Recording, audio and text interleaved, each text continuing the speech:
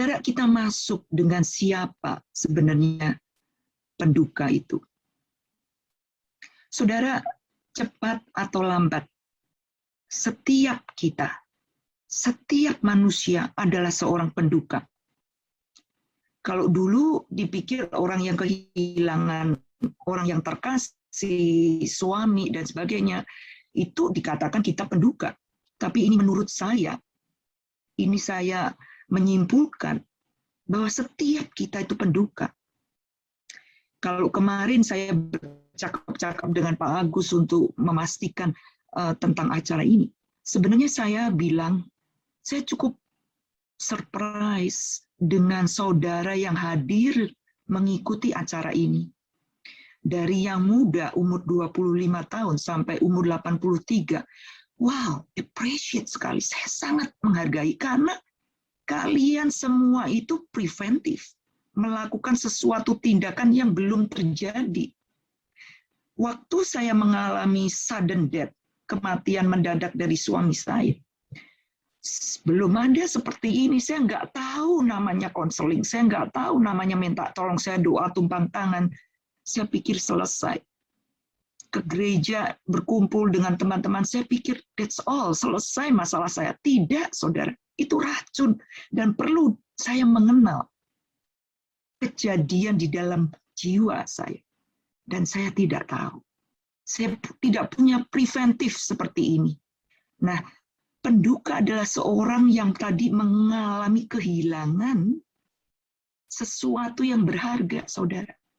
Kehilangan sesuatu yang berharga itu akan menyebabkan perasaan-perasaan tertentu, duka cita.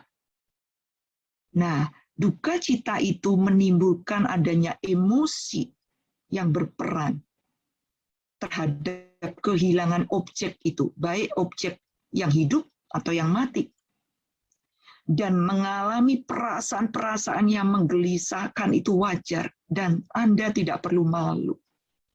Tetapi akan menjadi tidak wajar dalam tadi, di awal saya mengatakan kalau kita di dalam bertingkah laku, kita banyak overdosis terhadap defense mechanism, pertahanan diri, kita banyak menggunakan represi, perasaan emosi kita banyak kita tekan. Jadi penduka di sini saya menjelaskan yang tidak berproses. Artinya dia tahu dia mengalami kehilangan, saudara. Tetapi dia tidak mengenal dinamika dari proses kehilangan itu. Nah, sehingga menyebabkan tingkah lakunya tadi sering memakai defense mechanism. Dia melindungi egonya dari rasa sakit, dari penderitaan secara berlebihan. Bahkan saya juga mengalami cenderung melupakan, cenderung menutupi.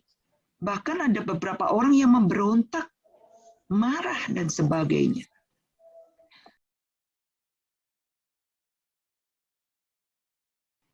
Saudara, kenapa saya mau mengawali dengan otak manusia?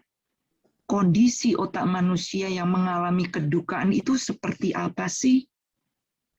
Seperti ini, saudara.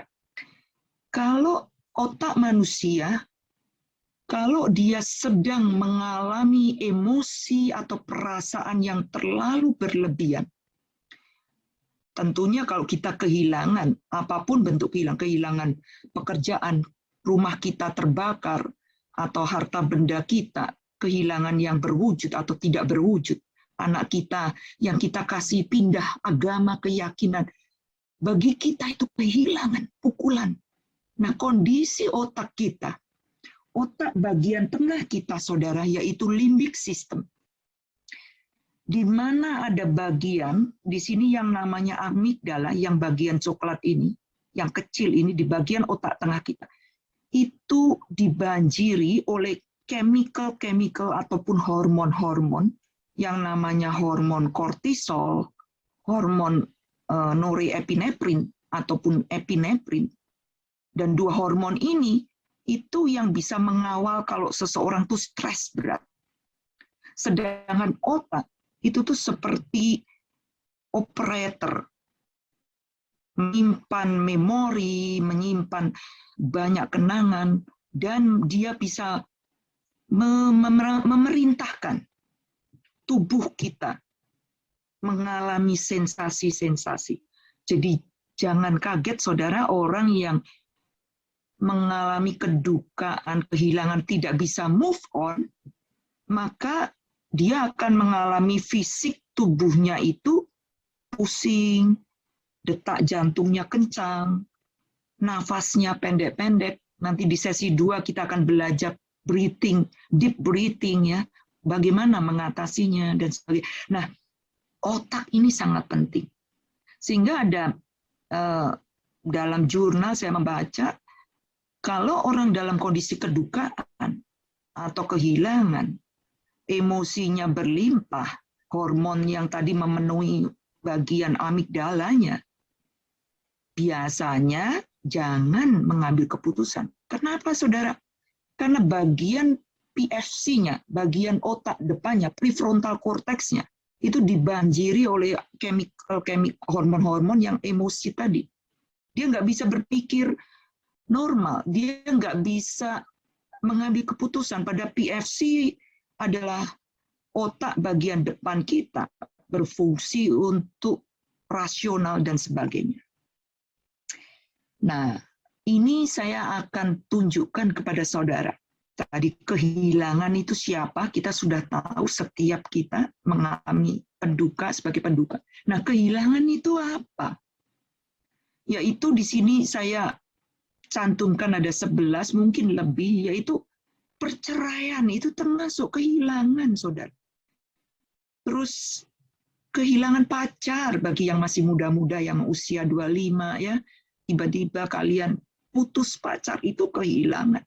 Kehilangan pekerjaan, kehilangan kesempatan karir seperti Derek Redmond tadi yang dijagokan menjadi juara. Tetapi dia tiba-tiba mengalami kehilangan di tengah garis finish, menuju garis finish. Kehilangan masa depan, kehilangan tubuhnya harus diamputasi, dia kehilangan anggota tubuh. Kehilangan bagi orang tua yang anaknya mulai dewasa, pergi keluar kota. Ibu-ibu biasanya dia akan merasa emptiness, merasa kekosongan. Kehilangan sahabat yang pindah keluar kota.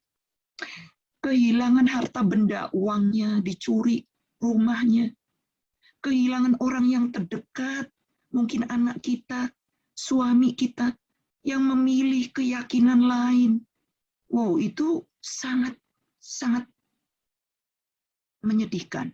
Dan orang yang dicintainya meninggal. Nah, kehilangan ini akan apa, saudara? Menimbulkan satu emosi berupa reaksi di dalam otaknya yang memerintahkan bagian limbik sistemnya, sehingga dia bisa beremosi, mengeluarkan perasaan-perasaan yang duka cita tadi, yaitu dia ada perasaan sedih, bahkan ragu-ragu. Dia bisa tidak hilang percaya diri. Bahkan seperti beberapa orang, bahkan saya juga pernah mengalami vitalitas rohani lemah. Perasaan jiwanya kosong. Nah, sampai di sini kita harus bisa tadi sadar diri, melihat, memilah. Kalau kita mau terus berproses, ayo kita bekerja. Kalau yang tidak, ini akan saya tunjukkan ada beberapa kendala. Nah, kalau kita mau berproses, saudara, ada 5 hal yang sangat penting yang ingin saya sharingkan. Yaitu sebenarnya, saudara, duka cita, kesedihan, emosi-emosi apapun itu bukan sesuatu yang melumpuhkan. Bukan sesuatu yang melumpuhkan. Dan kalau kita mau berproses, kuncinya satu, kita bisa melihat orang itu berproses atau tidak. Dia punya pengharapan atau enggak. Itu. Nah, pengharapan itu masing-masing diletakkan kepada siapa, ya kan? Pasti harusnya yang lebih tinggi dari kekuatan kita dong. Namanya kita aja berharap. Kalau kita sendiri berada di level 3, kita berharap pasti dengan yang lebih tinggi. Nah, kemampuan bagaimana orang yang berproses, dia akan memiliki skill, kemampuan bagaimana dia berani menghadapi kondisi realitas kehidupan.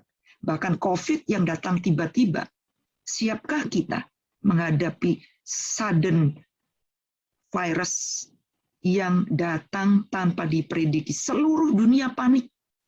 Salah satu tanda khotbah di bukit, berbahagialah orang yang berduka cita karena mereka akan dihiburkan. Itu juga jelas. Jadi jangan khawatir.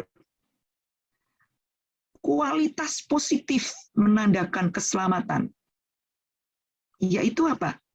Adanya duka cita atas dosa-dosa kita. Dengan pertobatan dan keselamatan kekal. Kalau tidak, seperti apa? Di sini kita bisa lihat, saudara. Kenapa duka cita yang tidak dikerjakan itu dia tidak bisa diekspresikan, khususnya emosi nanti kita belajar. Dan kalian tidak bisa mengenali diri kita sendiri, bukan kalian, maksud saya diri saya, diri saudara masing-masing tidak mengenali, bahkan nggak menyadari bisa. Nah, ingat saudara, ada 3 hal ini. Selalu ingat, yaitu pikiran, emosi, dan acting, tingkah laku. Jadi pikiran-pikiran yang menjadi racun itu seperti apa sih? Nanti kita fokus kepada 3 hal ini. Yaitu pikiran-pikiran yang munculnya itu secara tiba-tiba di dalam benak kita. Automatic thought. Nah, perasaan emosi yang seperti apa? Emosi yang tidak diregulasi. Emosi yang tidak bisa dikelola. Anda pernah lihat orang tiba-tiba marah-marah dan sebagainya. Ya, dia mungkin orang itu sedang mengalami emosi, stres, depresi yang tidak bisa dikontrol oleh dirinya. Nah, itulah namanya emosi yang tidak diregulasi. Bahkan menghasilkan satu tindakan. Nah, 2 sesi ini kita akan bagaimana mengatur sikap, mengatur tingkah laku kita. Nah, biasanya yang tidak wajar, kita overdosis. Ya, kita berlebihan menggunakan mekanisme namanya pertahanan diri tadi.